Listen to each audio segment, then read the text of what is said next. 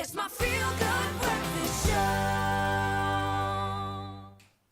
Welcome back. This is your Feel Good Breakfast Show. Happy Wednesday to you, and thanks for joining us at this hour when we delve into the relationships between parent and teen. Because relationships in general are arguably the most important and influential part of our lives. Very complex indeed. And as we get older, our relationships evolve too. But what do we do then when our child becomes a teenager and the relationship just isn't the same anymore? So how can you build a good parent-child relationship, and how can that be maintained during this daunting teenage time? Good parent coach Laura Markovitz is here to chat to us about this and shed some light on this topic. Thanks for joining us, Laura. It's always it's like a little soother for us as parents when we hear from you and kind of see that we are doing semi-right. Yeah, no, completely. And we know it starts early.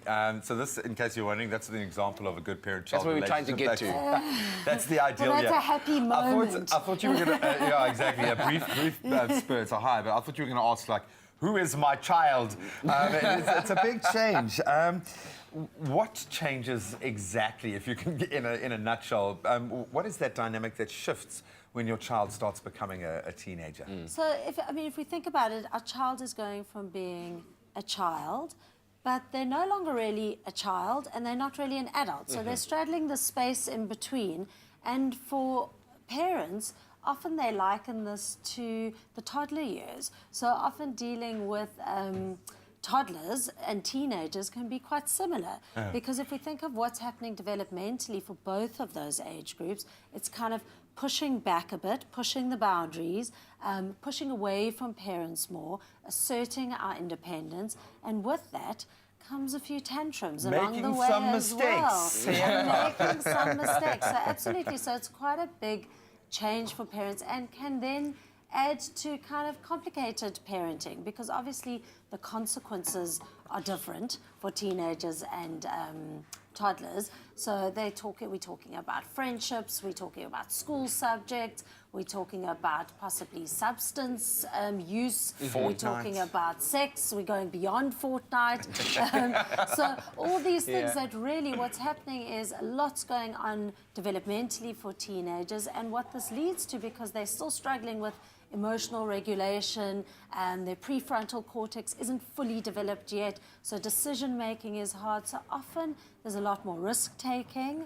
And it's confusing. And it's a confusing space, so confusing for teenagers and parents at the same time. Is there a case to be made for parents who are too controlling at that time of a child's life, who might otherwise hinder that development by trying to control it too much? Yeah, I think that's a great question, because I think that's often what happens for parents. They think, I need to reel things in quickly, and we need to really come down hard and make sure that we keep them absolutely safe and protected. Yes. And I know we often talk on this show about making sure we're not bubble wrapping our kids, that we're not absolutely keeping them closeted. Mollycoddling. And all that stuff. That's what it's called.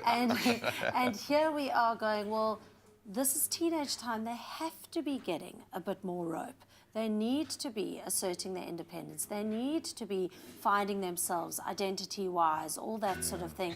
So we need to do it in a boundaried way. Yeah. So that's important, that we are still managing the boundary stuff in a healthy way. We're not completely reeling things in so that they're trying so hard to push back. We need to be looking at who they are, what's going on for them, being realistic about it, but absolutely asserting the boundaries, because our teenagers still need to be contained and not just let completely loose out there. As much Sorry, as they teenagers, think that was not meant in a derogatory way. Please. All right, we're going to continue our conversation with Laura very shortly, where we're going to be sharing, or she'll be sharing, some tips as to how you as a parent can help improve that relationship between you and your teen, and further insights from her will be shared. It's my feel-good breakfast show. Yeah, and it's time for that right now to continue. Earlier on in the show, parent coach Laura Markovitz gave us some tips and understanding as to the complexities and challenges that face a parent and their teen. So we're going to be continuing that right now by maybe starting off with you sharing some tips, Laura, on how parents can navigate through and maintain a good relationship with their teen. It's a constant, yeah? It's, well, you hope. Absolutely, yes. We do hope it's constant. So we hope it's building blocks from when they are younger and not just suddenly when Who's they're the team? teens. Wow. So, I'm seeing a roadmap. I'm seeing a roadmap there that... so we want to be making sure that we are building respect. We're making sure that parents know what's going on for their kids. So it might feel like they are manipulating us, like they are giving us a really rough time. They're not villains. But they're actually going through stuff. So it doesn't mean, as we discussed earlier, that we just absolutely give in to everything because they're going through a rough time. We just need to be empathic, and we still need to be boundaried. And such an important thing that I think really helps us navigate this whole teenage thing is that we've got to help our kids learn to trust their gut, because the reality is when they're out there and the decision making is difficult, that's the only thing that they've got to go on. Because we were chatting about in the break that what happens with teenagers is they come across often as irrational, and that they're doing really silly things, and that they're thoughtless. But the reality is actually often they resort to something called hyper-rational reasoning, which means that they are actually reasoning things. So they think, well, it would be really cool to get drunk at somebody's house because it's going to make me seem like I'm... They'll like me. They'll like me, that sort of thing. So it's not good reasoning. It's not necessarily that it's for a positive outcome, but it's thought through. So we really have to be teaching our kids, trust that feeling. Does this feel right? Does it feel like a good decision? Because that's the thing that they've got to go on out there. Also, when they're little, they're pretty happy for us to pick them up and be with them at any given moment. With teenagers, we've got to be a little bit more... Yeah, they've got boundaries kind themselves. of aware. So be around. Don't... you know, it's absolutely appropriate for teenagers to be pushing away from their parents and gravitating more towards their peers. But we don't want to just go... That's it for us. You know, the relationship's not important. It's even more important now that they are teenagers. Because there's adult themes coming into the fray. Absolutely, and as I said earlier, the consequences are bigger and different, so we have to make sure we are around, build that in. This is all good and well. You've had a lifetime to work in retrospect to build a great relationship with your child. Now, let's get into the nitty-gritty. They are there in the middle of an argument. He said the thing that he knows will get the reaction from him, and it's... How do you deal with it in the moment when you've got those triggers on, going on around you? What are the practical tools to... I'm just thinking of Cartman's mom going, "Tut, tut," every time Cartman spoke. What who's Cartman? First of all, I think first of all to say that this is normal. It's, you know, if there's conflict in a relationship with teens, that's okay. It doesn't mean my relationship is doomed and terrible. It's okay. It's more about how we are managing it. So some of the tools that can be helpful are thinking about how you're approaching it.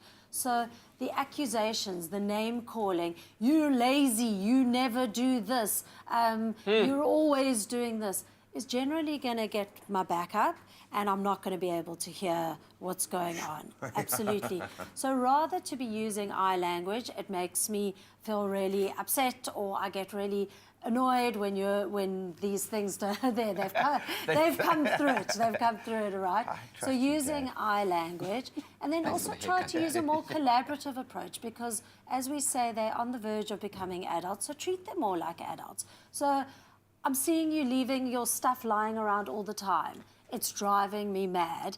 It cannot carry on like this. What can we do about it? Sure. Turn it back at them. So it's not always, pick up your things, you're lazy, because that's just going to get my back up, and that's going to make me feel like I'm being diminished and treated like a child. Laura, does that trump card, I said so because I said so, when can you play the still parent apply? card? So Definitely still allowed to. You're still in charge. So I think the important thing is you get to the I said so, but the building blocks need to be there. The empathy, the collaborative reasoning, all that stuff. But eventually, there's a boundary. You whip it out in like you are round home 8, by round 11 9. o'clock or 12 o'clock because I said so. So there's space for the collaborative reasoning, absolutely. But we are still in charge, and they need us to be keeping them safe and contained. Sure. So yeah. Because I'm There's better still- and older there's than still you. space for that. I'm right. But don't forget the stuff before that. All right. It's going to be very, very interesting. I'm glad we still much to look forward to, We're yeah. still Got far some from that. time. We've got a bit of time. Laura, thank you Laura. very, very much. If you'd like to find out more and gather more resources regarding parenting,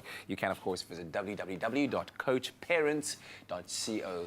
Just search for some of the photos. Just go Because healthy I said parent-child, so. teenager relationship. It's great.